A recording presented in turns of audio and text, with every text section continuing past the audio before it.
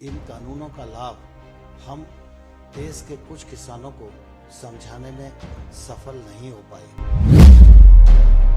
कानूनों का लाभ निश्चित रूप से किसानों को मिलने वाला था।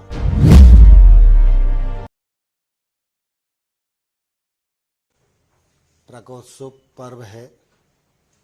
इस पावन अवसर पर मैं देशवासियों को बहुत बहुत बधाई देता हूं, बहुत बहुत शुभकामनाएं देता हूं।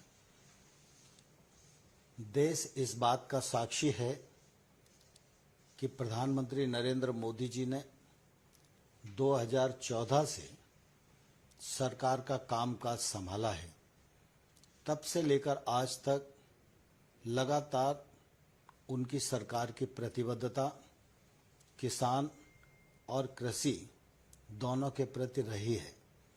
परिणाम स्वरूप आप देखेंगे कि विगत 7 वर्षों में मोदी जी के नेतृत्व में कृषि को लाभ पहुंचाने की दृष्टि से अनेक नई योजनाएं आरंभ की गई, जिनका लाभ आज किसानों को मिल रहा है।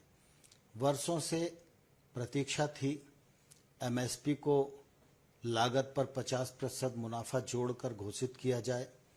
प्रधानमंत्री जी ने ये निर्णय किया, इसका लाभ किसानों को मिल रहा है।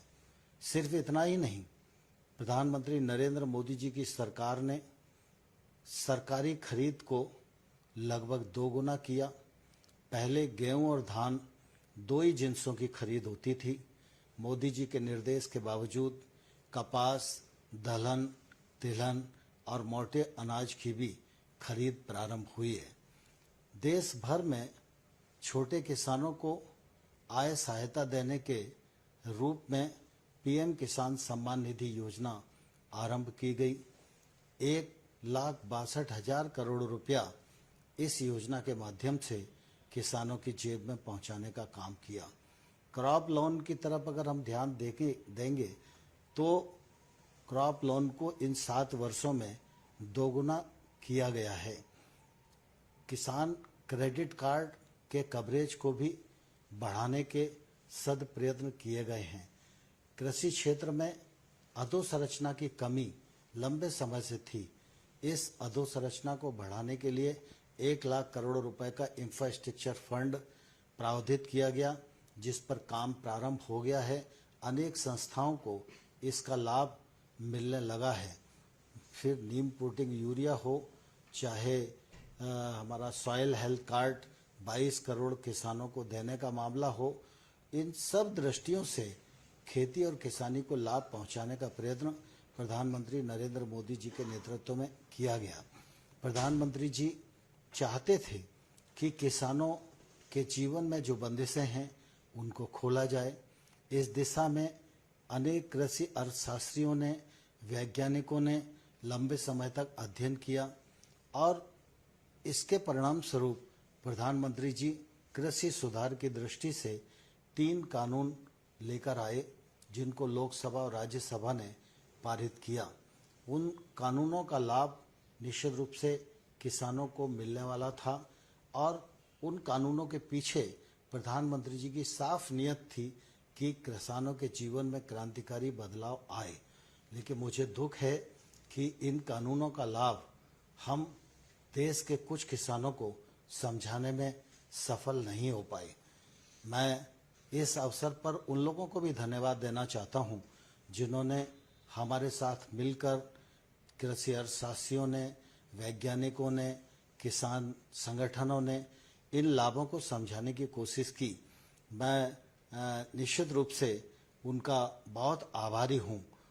प्रधानमंत्री जी ने लगातार इस बात की कोशिश की थी कि इन सुधारों के बाद देश के कृषि क्षेत्र में बदलाव आए, लेकिन कुछ ऐसी परिस्थितियां बनी जिसके कारण कुछ किसानों को इन कानूनों में आपत्ति दिखाई देती थी। यद्यपि तर्क के साथ हम लोगों ने चर्चा का रास्ता अपनाया, उनको समझाने की कोशिश की, लेकिन फिर भी हम सफल नहीं हुए। इसलिए प्रधानमंत्री जी ने आज गुरु नानक देव जी के प्रकाश पर्व के अवसर पर इन तीनों कानूनों को रद्द करने, रिपील करने का जो निर्णय किया है वह निश्चित रूप से स्वागत योग्य है। प्रधानमंत्री जी यही नहीं रुके, साथ ही साथ प्रधानमंत्री जी ने आज यह भी कहा है कि जीरो बजट खेती हो, एमएसपी हो और क्रॉप डाइवर्सिफिकेशन का विषय हो, इन सब पर एक समिति बनाई जाएगी। इस समिति में केंद्र सरकार, राज्य सरकार, किसान, वैज्ञानिक, अर्थशास्त्री, ये सब उस समिति में रहेंगे। यह समिति एमएसपी को प्रभावी और पारदर्शी बनाने की दिशा में और बाकी विषयों को समेटकर अपनी रिपोर्ट देगी। वह रिपोर्ट आने वाले कल में किसानी के क्षेत्र में लाभप्रद होगी, ऐसा मुझे विश्वास लगता है। और इस दृष्टि से आज प्रधानमंत्री जी ने जो निर्णय किया है, यह उनके बड़प्पन और किसानों की भावनाओं के प्रति संवेदनशीलता का परिचायक है। मैं इस ऐतिहासिक निर्णय के लिए प्रधानमंत्री जी का हृदय से धन्यवाद करता हूं, आभार प्रकट करता हूं।